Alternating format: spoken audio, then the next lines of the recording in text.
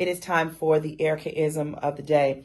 Listen, I am a firm believer in treating people how you want to be treated. Scripture says, do unto others as you have them do unto you. But I want to tell you even further in teaching people how to treat you, how to speak to you, what feels comfortable for you, what things are funny to you and what are not, because everybody's not the same, and what we think is funny is not the same. And sometimes you may be tickled by something, but it may be offensive to somebody. And I think that you should just be careful with your words and with how you treat people.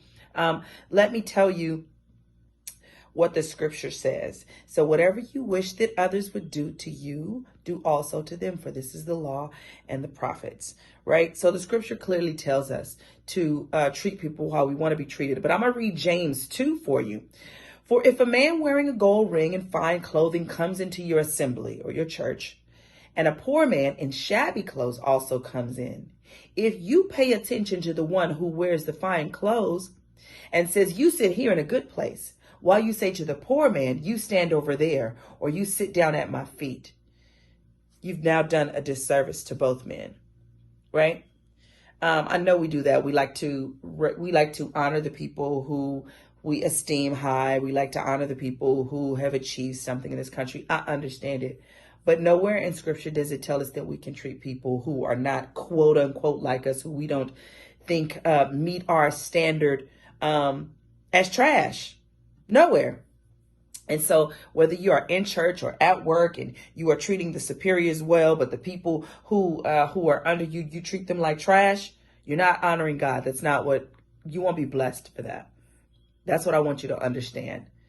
When you make that kind of distinction, you become a judge with evil thoughts. That's what the scripture says. You become a judge with evil thoughts. Oh, they're not good enough to sit over here. Or they're not good enough to stay. Don't do that to people. I remember having that done to me. I remember going to an event and before I was Mary, before I was Erica Campbell, being sat on the side and we'll get to you, baby. Okay, I promise you they're gonna. Don't do it. Don't treat people that way, especially if you don't want to be treated that way. And if someone is treating you that way, it is 100% okay to speak up for yourself. Speak your truth in love. You can say, oh no, you don't have to talk to me that way. You know what I mean? I may not be so-and-so, but you don't have to talk to me that way. You don't have to treat me that way. You don't have to get nasty or belligerent, but you can speak up for yourself. Okay? So learn to speak up for yourself. And if you are the one that is partial toward people, I ask you to kind of comb over your actions and comb over your heart. And how would it feel if somebody did that to you? Now, if you are a person who, has prestige and you have something in your life, then yes, you are given preferential treatment. But what if things change?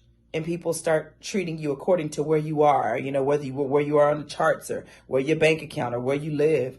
You should just treat people with kindness because we're all human beings. You should treat people with respect because we're all children of God, no matter where you are and what you've accomplished in life. So let's extend the kindness that we want extended to us. Let's extend the love that we want to be extended to us. Let's extend the respect that we want to be extended to us. All right. That is my Ericaism for the day, ladies and gentlemen. Treat people with kindness.